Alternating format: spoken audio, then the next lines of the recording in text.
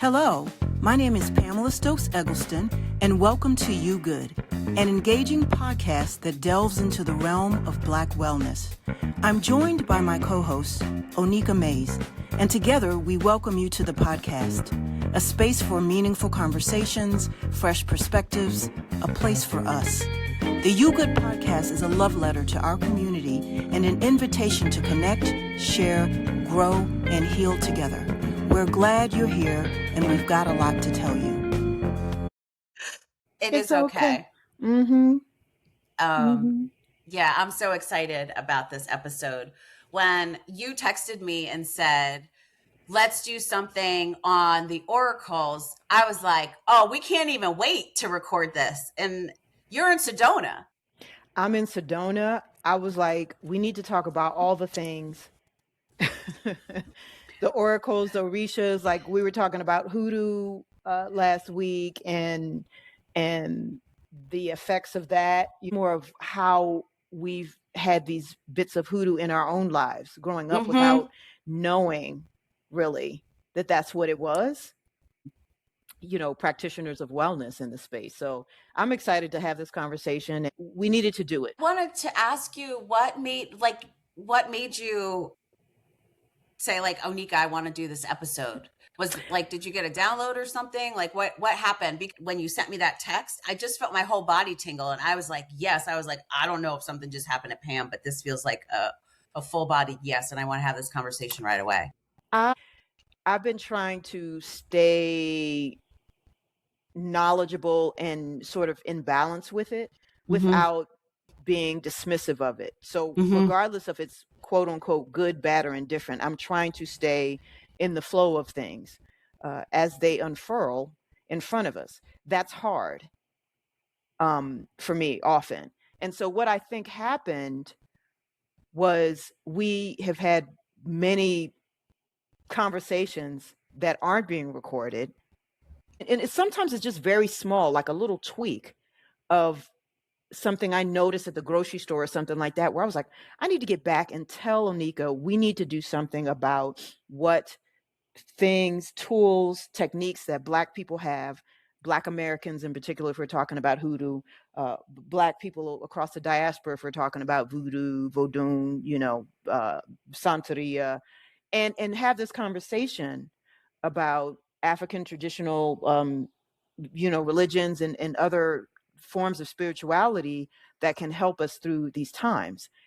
I think based on how we're moving, your work with churches in New York City and things like that, I feel like we're at a precipice point. I feel like there's a convergence happening.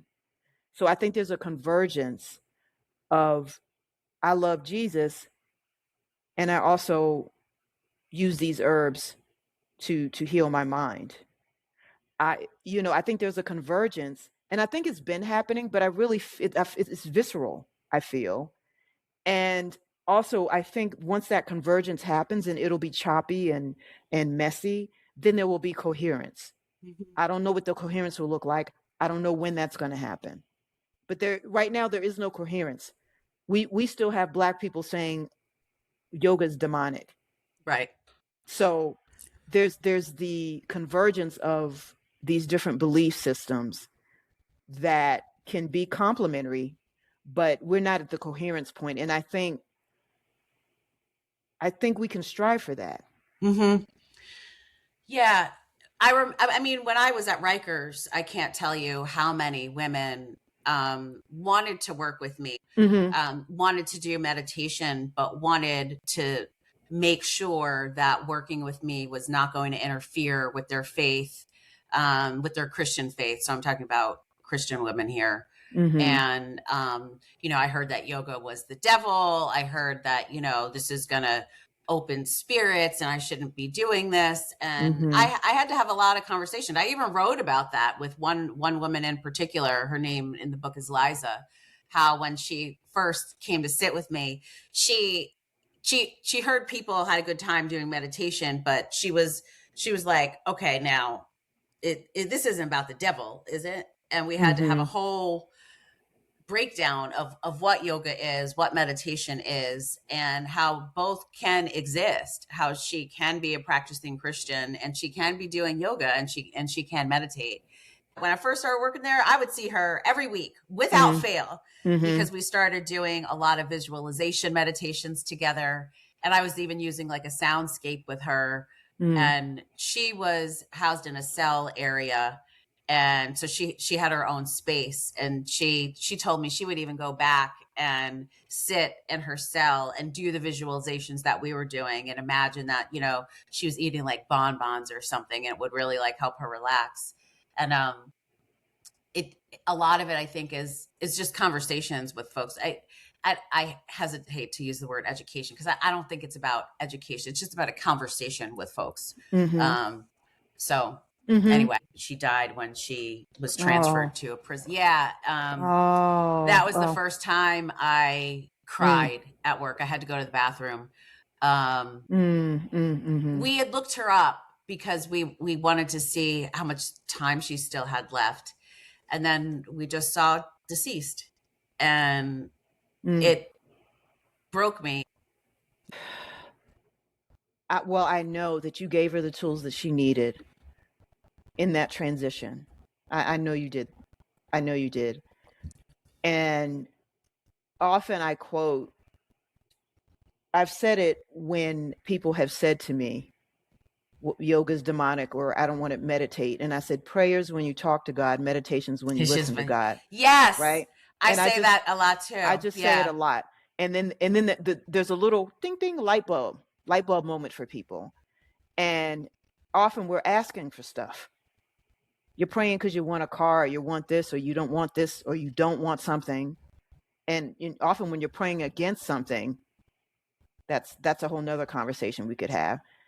Meditation is, let me listen, let me receive, let me open up. That's also hard. I get it. Even if they don't fully receive it in that moment, you know, I think there's that light bulb moment where they can understand it. And that, to me, is the beginning of a conversation of convergence. Yeah. People have asked me, like, is yoga my religion? And I say that yoga is my way of life. It's the way I live my life. And it's not something I do, right? I do an asana class, but yoga is far more than just, you know, the poses that I think people think of, you know, when they think about yoga. And we've had this conversation a lot. I think what's happened for me over the years, you know, it's no secret that I grew up in a household that my mom's an atheist. I say that my mom's the only practicing atheist I know, which is funny because she's far more spiritual, I think, than she pretends to be, and far witchier than she admits. And I think she honors ancestors on a level just with the way that she moves through the world and the way that she's raised us, her children, the way that she lives her life. But faith was something that I was unfamiliar with until I was an adult. Faith wasn't something, or a deeper connection to spirit is something that I wouldn't even admit out loud until I was a lot older, even though as a child, I had a lot of experiences with my ancestors talking to me and reaching out to me. And I knew I wasn't something I could talk about in my house because I think my parents would have punished me, or said not punished me, but said that I was making it up, or it wasn't real, or I was just imagining things. And now I realize I've always been connected. And I'm just glad I'm in a place now where I am able to listen. Yeah. The listening is the key. You know, we can have like ancestor altars and all of these things. And I think people are starting to hear more things and see more things because of TikTok and Instagram, people showing their altars and shrines and stuff. They feel more comfortable with saying, okay, I'm connecting with my ancestors. Or if I'm in meditation and somebody comes through, that's okay. And it's also okay that you don't have to tell everybody that happened. You don't have to share that with everybody. Not everybody needs to know. And until we get to this level of you know, convergence or coherence, you know, we're still in the convergence. You don't have to tell anybody. You can keep that to yourself or tell people, your like-minded friends, hey, Mm-hmm. did you do this? You and I call each other or text each other. I Mm-hmm. had a dream about this. Or I'll reach out to my sister and say, I had this dream. And usually I reach out to 2 or 3 people to get Yeah. to get it to figure out what's going on. If my ancestors come through me through in my dreams, I definitely reach out. If these ancestors are matrilineal and they're trying to tell me something, I'm definitely writing it down. I'm waking up and writing it down. I don't care if I'm tired, because there's something there. And I've never been steered wrong when I've done that. Never. So I and really, I think I didn't start doing that until I was an adult, until I started getting into yoga, which is weird because they weren't teaching, ancestor veneration in yoga. I was in a spiritual place of exploration. And I was noticing then that how yoga was affecting me, even if I was going to an asana class, was more than asana. Why am I crying in shavasana? Why am I still kind of feeling floating through after the class? Or you know what I mean? Because there was times of contemplation in the class, Mm-hmm. even though it was mostly asana or there's a little bit of breath work, right? So for me, I it kind of slowly went in that direction. And I think when my mother died in my 20s and then my grandmother died just a few years back, I by the time my grandmother died, I've had that relationship with my mom and with her relatives. And so by the time my grandmother would pop up in my dreams, it wasn't a biggie. It wasn't a Yeah. big deal. And every once in a blue moon, my grandfather shows up, which it's blown my mind because he's just very kind of reserved and different in that way. But I pay attention, but I understand other people who are in the convergent space in their own lives, in their own families and friends. If you're part of a church and this stuff is happening, you don't, and that's your community. How do you share this? Yeah. I remember going to church years ago. My parents were like, you should be able to question God. You know, you should Mm-hmm. be able to ask questions. Mm-hmm. That higher power does not mind. You should be inquisitive, curious. These are things we learn in yoga anyway. Yeah. And I remember asking, what do you think about numerology? This Bible study. And he was like, well, it's wrong or whatever. And I said, okay, 40 days. And then I started, and I don't know the Bible like that. Mm-hmm. But I started listing all the numbers, 40 days, 40 nights, 7 days, I just started listing all of the numbers. And I said, so is that an accident or is that not coincidence or what is that? Mm-hmm. Is that happenstance? I don't think so. Right. He said, well, I think people get too carried away with it. And I said, well, what do you mean by that? See, that's if you're going to say something, you need to follow it up with an explanation. Too carried away. So there's numbers in the Bible, but numerology, it gets too carried away. Where do you think it comes from? Some of this stuff, you know what I mean? Yeah. It's like people getting messages in their dreams, Mm-hmm. right? Once in a while it's okay, but then if you rely on your dreams as a way of communication, people tell you that, Right. you're starting to get into like new age stuff. But Mm-hmm. my Mm-hmm. dreams have always been a powerful vehicle for me to process what's going on in my life, Mm-hmm. to communicate with my ancestors, Mm-hmm. and to communicate with people who transitioned. And I'm going back to when I was a kid. I remember having experiences of people coming through. I remember having really vivid dreams that I knew I needed to listen to. And then as an adult, when I spent a lot of time in therapy after struggling with mental illness for a while, and I would talk about my dreams, and I'll never forget, there was one dream. I got a message in my Mm-hmm. dream, and I was talking to my therapist about it. And I really, my therapist was great. I really liked my therapist. And she didn't really say anything. And then the next week, she said that she contacted, I guess, the person that she did, her supervision with, to talk about my dream because, and this isn't a secret, I just come out of being in a mental hospital for a while, and she was worried because of what I was talking about in my dream. And her I guess her supervisor was like, there's absolutely nothing wrong with that. But I was really terrified and stopped talking to her about my dreams because I communicated of what was happening in my dream. Was she going to like say that I was sick again and needed to be back in the hospital? And even those kinds of things I find really concerning, that people have ways that they communicate, they get information, and if it's not considered viable or valid or respected, it can be used against you to, you know, incarcerate you to some degree. Yeah, that's unfortunate. So people have their own, you know, lines of demarcation about what's too much. Up to this point, it's okay. Up to right. But over that line, I'm calling somebody and I'm going to put you away. Right. Right. Yeah. But young doing it, young talking about the unconscious, totally fine. Right. Jungian dream analysis, that's okay. Yeah. Right. Right. Yeah, that's crazy to me. I mean, because that's where Carl Jung's getting it. Right. Or got it. So it's like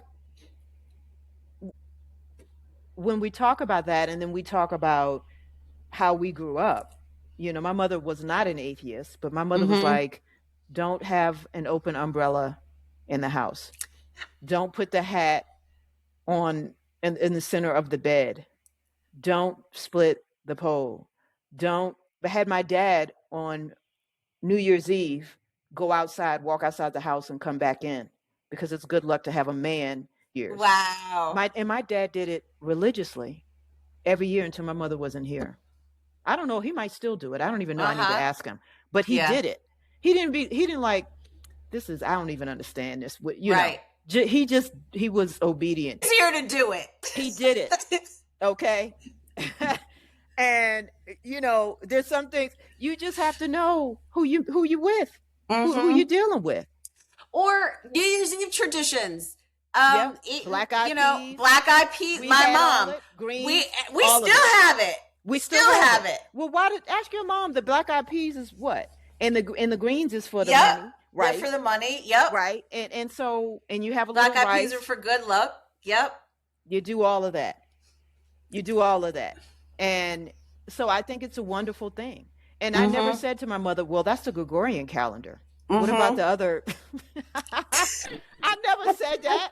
Okay. I was like, let's just do what we got to do. We could get this good luck where we're going to get it, you know? And she taught me a lot of stuff. I understood that, you know, my mother really was good at growing plants. Ooh. I got that from her. I mean, I fell in love with it, and she'd be like, water my plants or whatever. And I'd be like, okay. And then sometimes, like African violets, depending on where they are in your house, are kind of hard to grow. And I remember letting 2 or 3 of them die or something happened to them, and but we got them back. She got some other ones, and we just kept growing. And to this day, I don't mess with African violets. I you know, I stick with the golden pothos, or, you know, I have aloe. My love for plants started, and I think my mother recognized it when I was a child, and we lived in DC. And I've told you this story where in the country, and I got all these beans. I got these seeds for butter beans and lima beans. So I planted them, you know, outside where we were living. And I would just go outside and be excited. You know, I think I was 5 or 6. I can't remember, but I remember this distinctly because the next day I went out where I had planted them and it was gone. Cut my lima beans. And I still remember that feeling like this is horrible. And I remember, you know, my mother was like, it's okay, you know, whatever. But when I tell you I was crushed, and I'm not surprised why I grow herbs and vegetables and plants now. When you do something, when you put something in the dirt, in the dark, and then you see that it's working in the dark, but you don't see it, and then you see a little green sprout, and then you keep seeing, you're like, oh, it's just it's the most magical thing you could ever do. Magical. And so I love growing herbs, and I use herbs in different concoctions. And I think part of that is root work. Why am I growing yarrow? You know, why am I growing aloe vera? which I use if I cut myself or whatever. Why am I growing sage, oregano, lavender, which I have all around my house? Why am I growing these herbs? Or simmer pots. Simmer pots. I started doing that before I even knew what it was. It was just I just would feel called to put things in a pot and cook them. And my cooking is spell work. And I didn't realize that that's what I was doing with cooking as spell work until I started to research it, and my pull to certain herbs and spices. Right. And it really blew me away. And I was like, but this history is inside me, whether I know that or not, that it's there, and that we practice so we can listen more. And sometimes I feel called just really early in the morning, just before I even know what I'm doing, I'm pulling things and putting them in a pot and turning it on. And I would first start researching after I did it. I would put all these things in and then research, well, why would I do that? Why did I pull that? And realize, like, oh my gosh, I am pulling time for, to be more in touch with psychic powers. I am putting in a bay leaf to bring abundance into my life. I am using citrus for a certain reason too. And it really, it was affirming for me. So affirming, like, oh, okay, this is who I am. I'm just getting more in touch with who I've always been and people before me. Yeah, I believe it. Yeah, they have these fancy names for these things. Simmer pots. I was like, I'm just putting stuff in a pot to water my plants. Yep. Right. Or to bathe with. Right. So I think these things are inherently in us, and we often turn them off. And that's to me the detriment. We turn them off because we've been conditioned that we need to sit in a building every Sunday for however long, and that's the way to connect to divine source. And I think that is a way. You can have several ways. So they're hoodoo women who go to church every Sunday. There's that convergence there, right? It's not a thing where we have to separate these things, or where you can't use this one herb or this other herb. Oregano oil is good for that, Yep. So I like to make my own concoctions instead of buying them, like a lot of people buy them. Sometimes I buy them, but I like to take the time and put an herb in the oil and let it sit for 6 to 8 weeks, and then use that oil. Get some stuff out of your yard, and put it in some olive oil and keep it moving, or some avocado oil, some kind of, carrier oil that's good for your face and body, and let it steep. You can do it over the stove. You can do all these things. I like to follow. Her name is Dr. Sunyata Anmin. She says she's a kitchen witch. So I think you're like a kitchen witch. Oh, I definitely am. And I think that also comes from, I was raised by my mom in the kitchen, which is interesting because it's different than my sister was. But I was at my mom's side when she was cooking, and she'd call me into the kitchen to tell me how to make what she was making. And I love to cook. I love to put things in a pot. I love to taste things. I love to work intuitively. And I'll follow a recipe if I'm trying to bake something, but we know that my baking is a work in progress. I mean, it's a work in progress. Yeah. Oneika. Because I always like to stray. I'm not somebody who likes, I like to stray. I like to explore. And sometimes it's me, but sometimes I'm pulled. I'm literally pulled to pull something, to grab something, or to use something. But kitchen witch, bathroom witch, water is, and it's funny because I'm an earth sign. But you got some water in the Pisces moon. And I really like that. I like being in the bath is really important to me. Using things in the bath or in a shower is a big part of my ritual. And it has always spoken to me. I just didn't have language for it when I was younger. Yeah. I think these new age terms, I used to walk barefoot outside. Oh yeah, now we call it earthing. Grounding, earthing, or whatever, earthing. I'm like, oh God. I was doing that when I was a child. I would just have to limp for a couple of days. Right. But, where people are running to emergency rooms and stuff now. I stepped on bees 2 or 3 times. I always walk barefoot. I still do this. This could happen. I'm like, and I do sleep better when I walk barefoot in grass, and also when I'm outside in nature. So yeah, I think the term witch is coming back. It had some negative connotation. It really did have negative connotations. Yeah, And, yeah. you know, all the women on the maternal side of my family are witches. I mean, and have been. I mean, and we all are, but I think the way that it's been expressed, just how specific some of the women are tuned into their gifts, whether it's through art or decorating or cooking or music, deeply connected to a way where people say about like relatives of mine, like they're special, and not because it's necessarily the talent. It's just because I think it's the way that they're connected and tuned in. I agree. I think, yeah, if you have some of those gifts, and I think that's where some of our misery comes, is because we've been told you need to suppress that and not follow that path. You need to suppress it and be doctor, lawyer, engineer. You need to suppress, which you could do those things and do the thing, right? But you need to suppress this because what are people going to think? We're always concerned about what someone else is going to think instead of what the hell we think. What do you think? And do you feel more happy or less happy because you squashed this thing that was in you that was weird, that was quirky, that was different, because you didn't know who to share it with? Maybe you didn't have a community to share these things with. You and I have community to share the weird, quirky things with, and we can banter back and forth. We can talk about different things and different movies.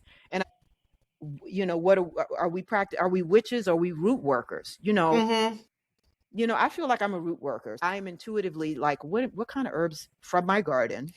Like, root working is making things, and I think I would consider myself more of a witch than a root worker, because I'm not making stuff. I'm definitely more of a kitchen witch, because the things that I make and food, I seek my healing through food that I'm eating, and really connecting with that, and bathing.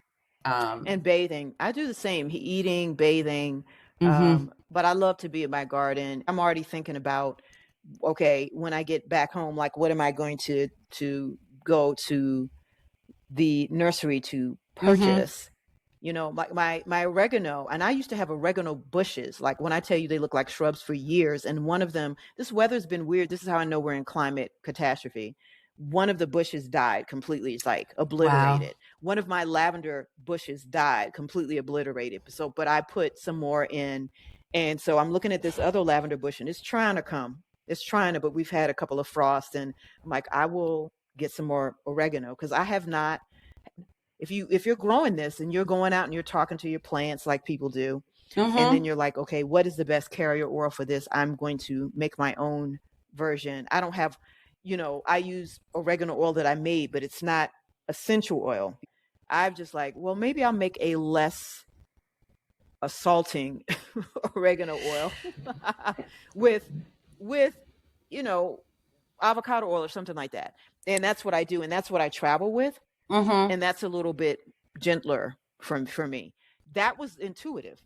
That was for me. Oh, I'm gonna make this. Nobody said you can. Nobody told me I couldn't do that. I do that to protect myself from getting colds and things like that when I travel. So it's that.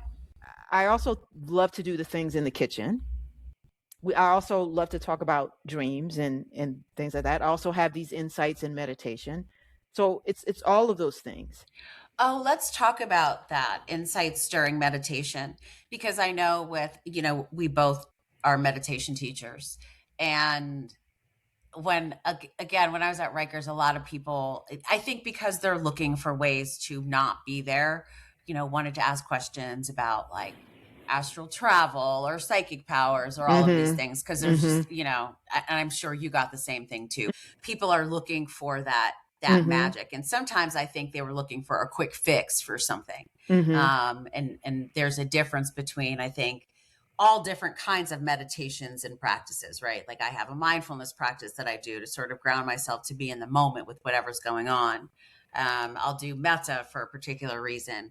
And sometimes I sit specifically to listen to my ancestors or to receive a message. I do a meditation and talk to the tree that I have up there. I talk about this a lot.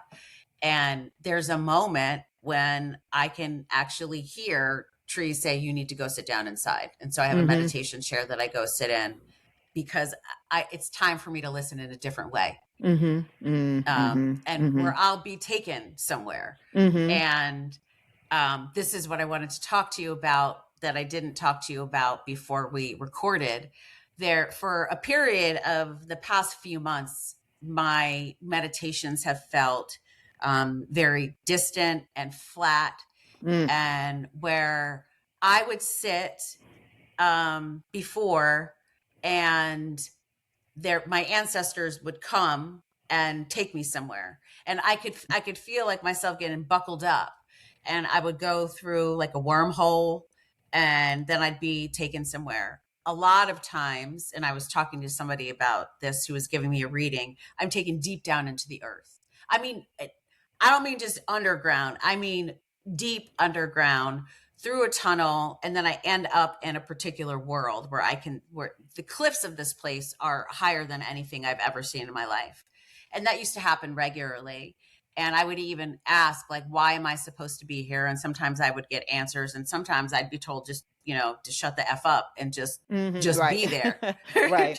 Just be. Just stop asking so many questions, Oneika, and just let us take you where we're taking you. For 2 months, it all went away. And that's what I just got used to expecting, because that's how it would happen. For the past few months, though, nothing. I would sit and nothing. And I got afraid. I was like, oh my gosh, are they gone? But I knew they weren't gone, right? Like that was just my fear brain, my lizard brain talking to me. And then I realized that maybe I'm supposed to be listening in a different way. And I was like, okay, I'm just going to have faith, and I'm just going to listen in a different way. And I started going to my altar more to meditate. I was meditating in different places because I just felt called to be listening in a different way. And I was like, okay, this is what faith is, not knowing. Right. And then yesterday, I'm going to try to say this without crying. Yesterday on the subway, music was playing, and I closed my eyes for a second. And the whole thing just came back. And I heard them say, see, we told you just had to listen. It was astounding. I was on my way to Abyssinian when this happened. I had to stop. I had to stop myself. I was like, you cannot mess up your makeup. But it was overwhelming. It was overwhelming. I said it out loud, and I know people were looking at me at the subway like I was, I had lost it, because I kept saying, thank you, thank you, thank you, thank you, thank you, thank you, thank you, thank you, thank you. Because I was like, this is true faith.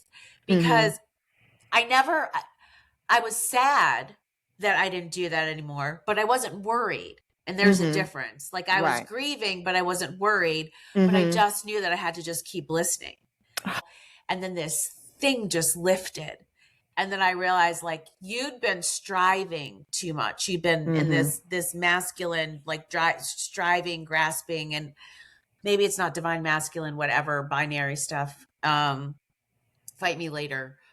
I know they call it divine masculine energy, but it was just striving and reaching and trying to manifest too much instead of yielding and surrendering. And I don't mean that in an oppressive sort of way. I mean a flow state, allowing things just to come, and acknowledging that.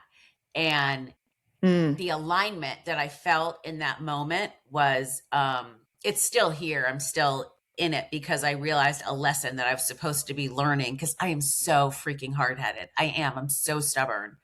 And it takes me forever. When I got home, when I'm in one room, I could hear them talking in the other room. Ooh. And I used to have that all the time, because sometimes I would come, I would be upstairs on the deck, and then I'd come downstairs, And I'm like, what is all that noise in the living room? And no one's there. And I know it was just them talking, and they had stopped talking for so long. But yesterday I could hear them chattering, like, she finally got it. Like, we never thought she was going to get it. She's so hard headed. Like, and I could hear them like laughing about it. Oh, thank you so much for sharing that. So that's my story. Gift.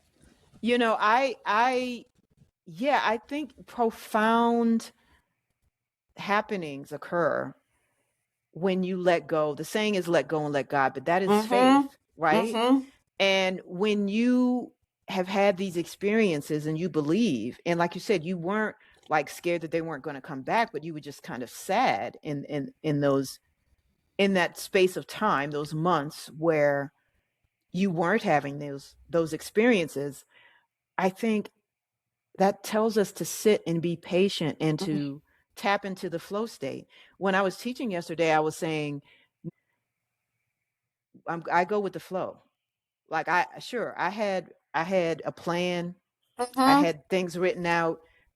Who showed up in the room is who's going to dictate what this experiential workshop is going to look like, and what we're going to talk about, and how we're going to talk about why we're so tired, and grief, and what we're grieving in these times, these post-COVID times, really. What we're striving to do. Are we striving too much? Are we striving too much in the wrong direction, which is often the case? Yes. You can do what you need to do to pay bills, and you need to be looking at what is calling for your joy to emerge, your full joy. What is in your soul, in your spirit, that is calling for something deeper? Did you suppress it because your father was like, you need to suppress it, because they didn't encourage you, because you had friends teasing you, right? So we have to return to these things for the world to get better. Your mother passed down to you. We need to return to whatever root working practices that Listening were passed, practices. these listening practices, this sitting still, the meditation. And what I shared in my workshop was that my grandmother used to sit in a rocking chair and hum, and my mother would sit and say, I'm resting my eyes. What is that? It's meditation. I'm resting my eyes. Meaning, leave me alone for a bit. Give me a little space here. My grandmother was humming as she was sweeping the porch, which I let her do, because I realized, because of my yoga background, it's somatic work and nervous system regulation. Nervous system regulation. Yep. Okay. Yep. So I'm going to let this happen. My mom irons, and I know that's when my mom irons. She I don't even know what stuff she even takes to the dry cleaners, because she irons, and it's a ritual for her. Wow. Like, it's this whole thing, and it's, the room that she irons in. And it's just this thing. I mean, she irons her sheets. You know what? I need to bring all of my clothes, because I can't stand ironing. And it's so funny when I tell you the way that my mother taught me how to iron. It was, I thought, like, who gets this intense about ironing? But it wasn't about the ironing. And I've seen this now. Right. It's about what the ironing represents. When I tell you, I know how to perfectly iron the way that I have to twist a shirt around, and the collar, all of the things about ironing. Do I do this? No, because that's not my thing.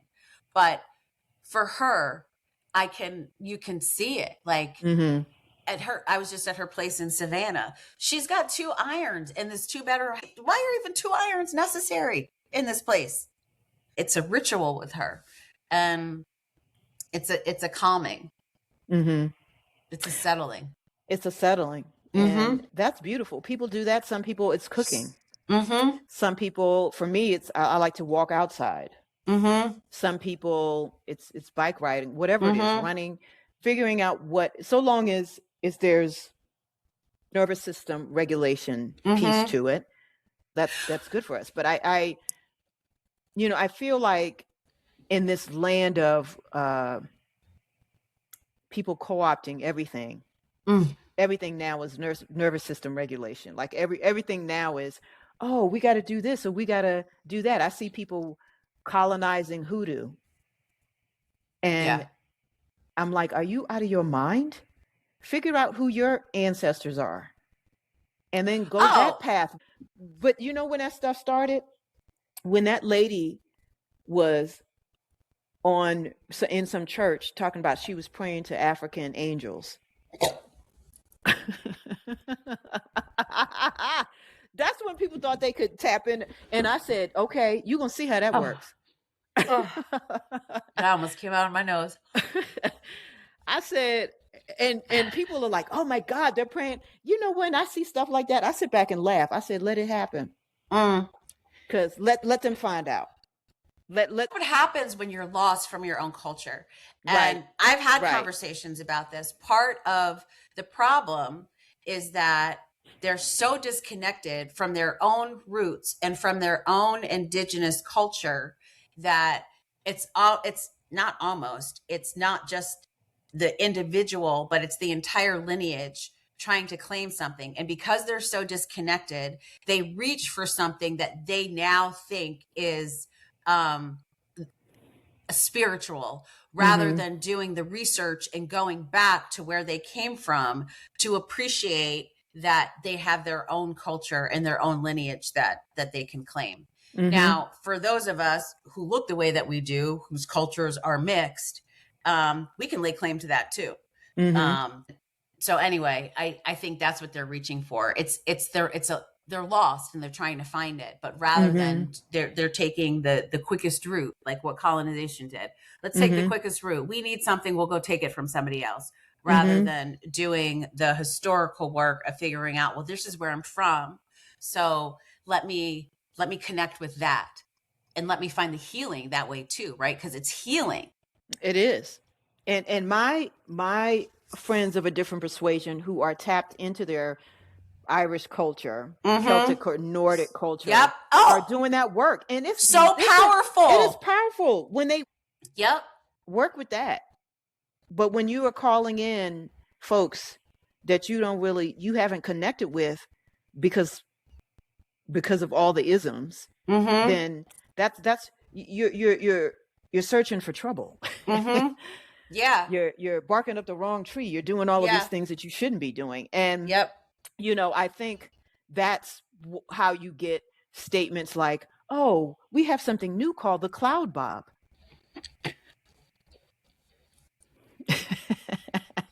I got jokes today. I mean, I was like, are y'all serious? What the hell is happening? When I saw that, I wanted to throw my phone across the room. Or, because it's just one thing after another. Or box braids, or even box braids. Like the braids, or braids. Bo Derek and, that movie 10 from the 80s. I'm really going back here for some people listening. You may not know what I'm talking about. But she was running on a beach. And in the 80s, Bo Derek ran on a beach with braids and beads in her hair. And white women all over the world started getting braids like she had invented this look. Right. I mean, never mind. People are talking about it now, but this has always been going on in pop culture. Like no attributing. Perms. Look at when perms became popular in the 80s.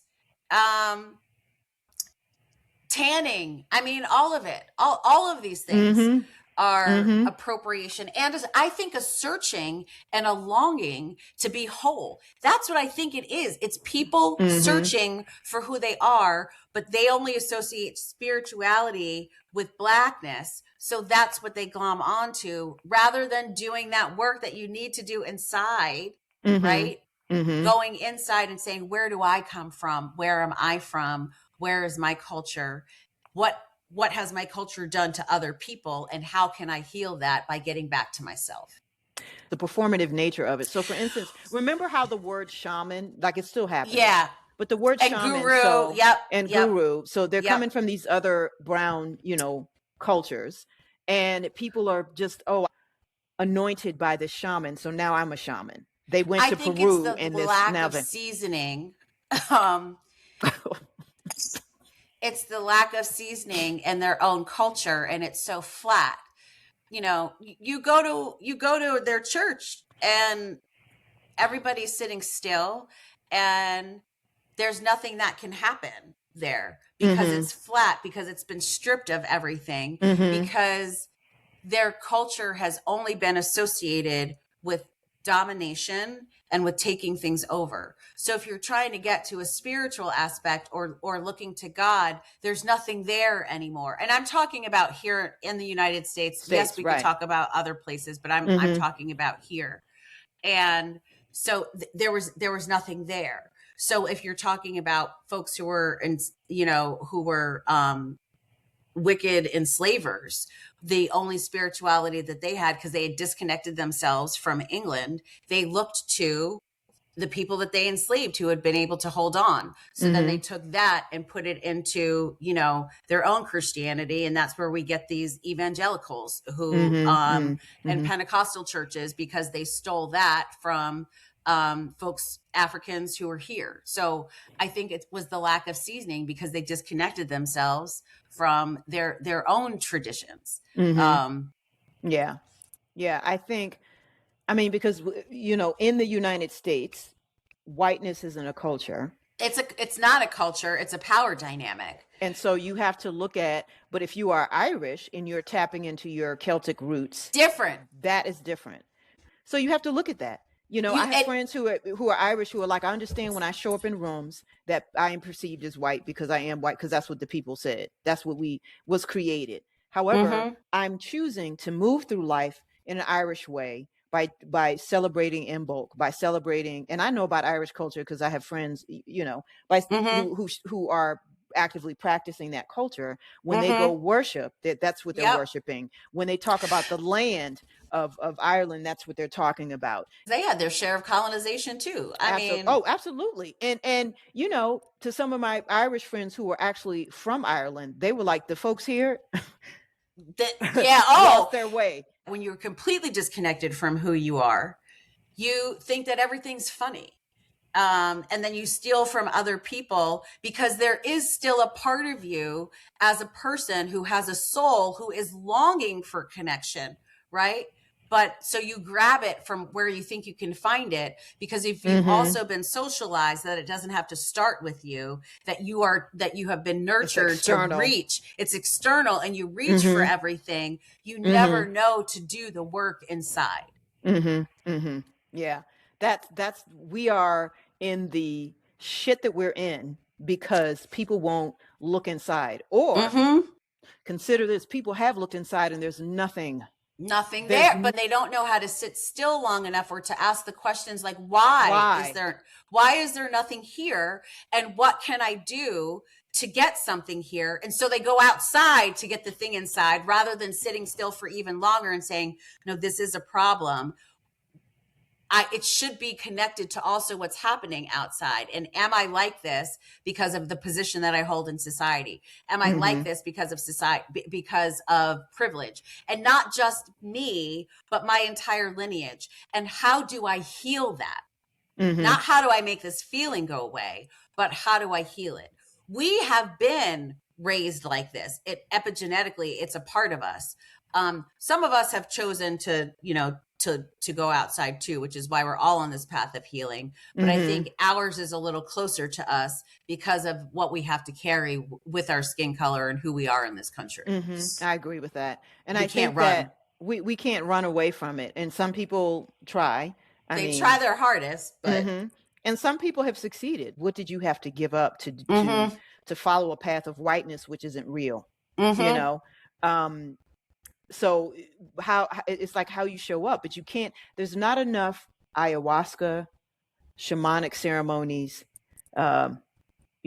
mushroom purification ceremonies and rituals that's going to help you look at the stuff on the inside. So in this wellness space, all of these folks are doing all of this extra stuff. I need to go to Africa and have this experience. Who are your people? Yeah. Who are you connecting to? And like we talked about, my people are from the South. So I know that there's a connection. And my mother was practicing in the house. She didn't say that. There were things where she would say, we can't do this, and that's hoodoo stuff. Okay. So, we grew up with that. And whether, we all subscribe to it or whatever, I left it behind for a while because corporate will suck the life out of you everywhere. And then when I was like, I got to leave this, or it left me, I'll say that, then I started these openings. I was getting whisperings of this, maybe you grow some herbs, maybe you do this. And when I had my apartment, I would have herbs. I'd have this thing over the banner, or a planter, and I had herbs in it, and the herbs were growing really well. I have a good hand for growing certain herbs. That's not even a flex. That's just, I know that's something innate, and I know that I can do it.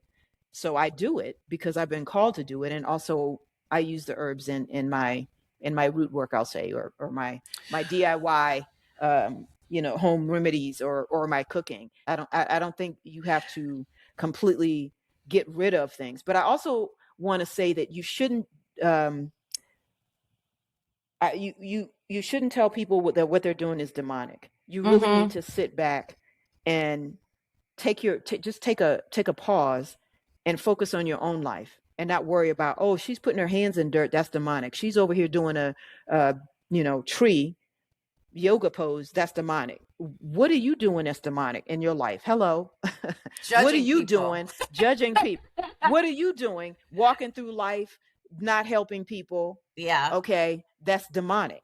There's real demon action going on in this world. But you're worrying about me, coming into a headstand and doing some breathing. Oh, I remember when people judge, when I judge, it is because I am afraid or unwilling to look at something inside myself. I remember, it's probably about 4 or 5 years ago now, I did a shoot for Jade Yoga, and I was at we went to the Statue of Liberty to shoot. I was in that headstand for almost a half hour. It was bananas.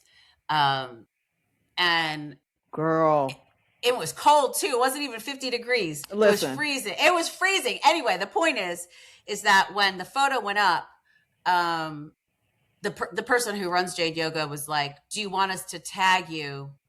Because they were going to put a message. This was after the first time that idiot was elected. And it was a whole message from Jade about being politically active. And that was going to be on for my month. And he said, you might get some flack. And the way people wanted to interpret the headstand, like I was trying to provoke something. I was on my head next to the Statue of Liberty, upside down, to give the middle finger to the United States of America. Girl, that's deep. It was, I was like, God. Wow, you're really reaching. You know why I did a headstand? Because I knew it was something that I could hold for a very long time and get shot. Like, that's why I did the headstand. And you trying to tell me what I did was bananas. It was absolutely bananas. I did that because I've been doing a headstand since I'm 7, and I know how to stand on my head for a very long time. It's had nothing to do with yoga. This is a pose. Let's shoot this. I can just hang up here forever. You guys do whatever you need to do. And I wasn't making some sort of political statement. I wasn't trying to, channel a demon. I wasn't trying to give the middle finger to the United States of America. I just wanted to be on my head because it was easy to do. But that said everything about the people who were saying things and nothing to do with me. So I say all of this is because if you feel compelled to judge somebody's practice or look at what somebody's doing and say, this is what you're doing, I would encourage you to maybe think about, what are you afraid of inside? And what are you looking at inside that might need some attention, that might need some love, that might need some healing. And you might find the very thing that you're looking to, judge in somebody else. Right. Agreed. Girl, I remember it was beautiful. It was a beautiful shoot. I didn't think that's deep. I didn't even get into that. And I think, people have their own, some scars, their own habits, their own, fears, cliches, they have their own shit. that they bring to a thing, and then they feel like they have to be the keyboard police and type it under a post or whatever, when this was like, this is an ad. And responsible companies, we don't subscribe to this shit. And there are companies doing that. Yeah. And I also think there's a lot more kitchen witches and you know, people are like, let me get back to my ancestral ways of knowing. Let me get back in this garden in the kitchen. Let me put a journal next to my bed so I can tap into these dreams I'm having. I'm getting these downloads and be attentive, and let me pay attention to what's happening in my work environment, in my own community, in my friend circle. You know, just really focusing on those things will get us moving in the right direction. I think for some people it's moving slower, obviously, than we'd like, but we didn't create this mess in one day. It's an amalgamation of all the bullshit that racism, sexism, and then the audacity for people to steal you know, these African ways and putting them in the churches and putting them on the cover of talking about the cloud bob to consistently colonize things and not give credit. There's a difference between saying I have an admiration for this and I want to give credit for this person. Where Blakely, who we both follow on Instagram, who I love, he came up with slutty little glasses because Jonathan Bailey was wearing these glasses in that new Jurassic Park movie. People were starting to say slutty and not giving Blakely the credit. And Jonathan Bailey was interviewed and he said, oh no, there's this guy Blakely that's so simple to do. That wasn't hard. And it was in conversation and it was the truth. Right. So why is that so hard? Why people do that all the time. I think I don't know if I've mentioned it here, but I had a yoga teacher, Yanni Chapman. I did my yoga for cancer and chronic illness training with her. She's no longer in her body, but she went on like a 15-minute rant about how when you're a teacher, if you're not giving credit for the things that you learned, or if you're quoting people and not giving credit, you are stealing. And you are harming the world by stealing. And I remember being so grateful that this white woman was saying that, because it is just absolutely true. And we see it all the time. And people are so used to stealing credit that they don't even realize that they're doing it. And they don't even realize that the harm that they're doing when they don't, when they're stealing credit. And like quoting people and not attributing the quote to the person. And then you think you look like somebody, and we know some people that are doing this in the wellness community that knows everything. This is not everybody knows everything. If I don't know the person to attribute a quote to, I will say that. But somebody said, and I can't remember who. Somebody said it, and we say that all the time. Somebody said, and I can't remember who. So I'm saying this, but I'm saying I got it because somebody else said this, and I want to impart this wisdom that this person shared.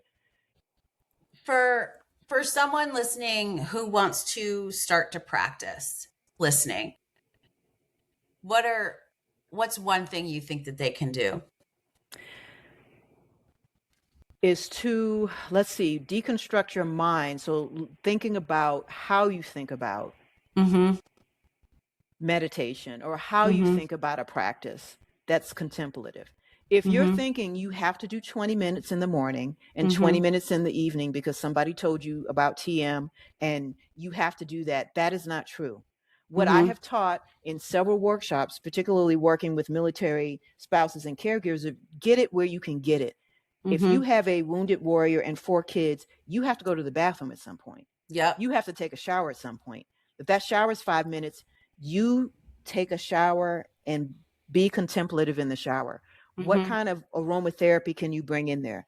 Can you sing? Can you hum while you're in there? You're sitting on the toilet at some point throughout the day. This is facts.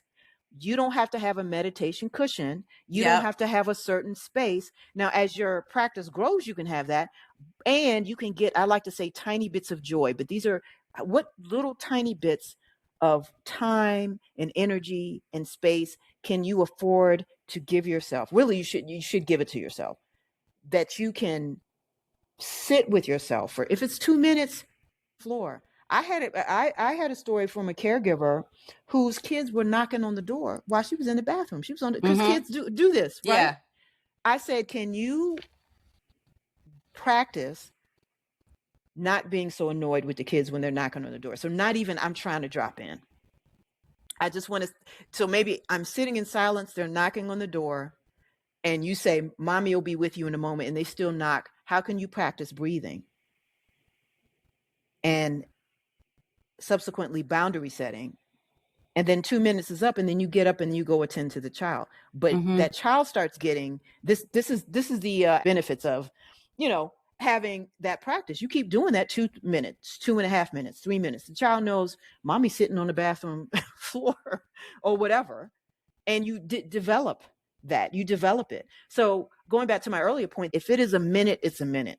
I think the mindfulness and meditation space is like, you have to do this, and you need all these products, and you have to have incense burning and candles burning. You don't. Yeah. That's my opinion. Yeah. I like it. For me, it's the first moment of when I'm up is I just try to take that moment, right? You can, you know, Agreed. even if you're woken up because you have to go get your kids, it's, you open your eyes, I'm breathing in, I'm breathing out. I'm breathing in, I'm breathing out. If that's all you've got, then that's all you've got. But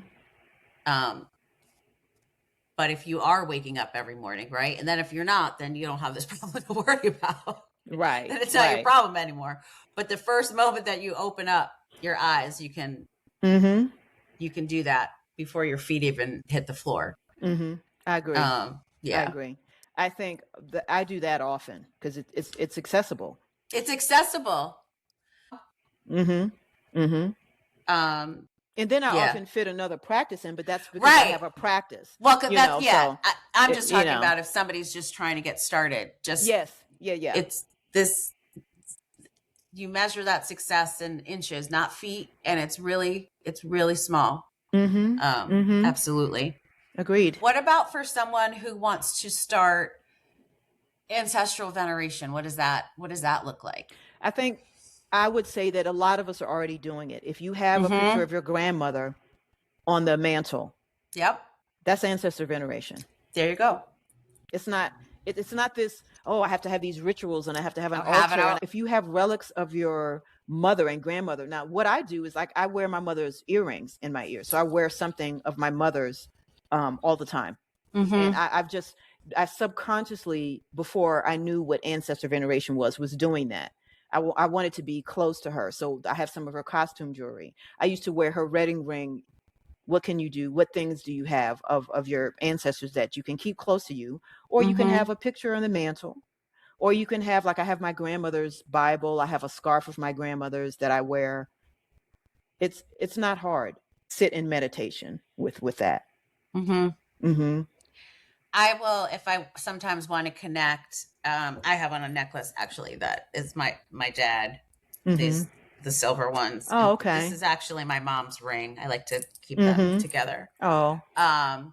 But I will listen to music is a way that I can tap in a song that reminds me of my grandmother or my dad, and I can feel them instantly with that. So music will be my way in.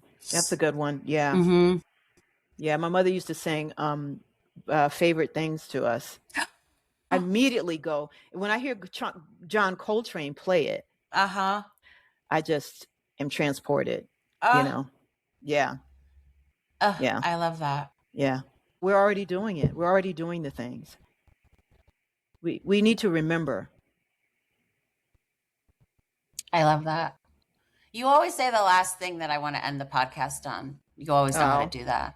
So I think that's a good place. I didn't do it intentionally.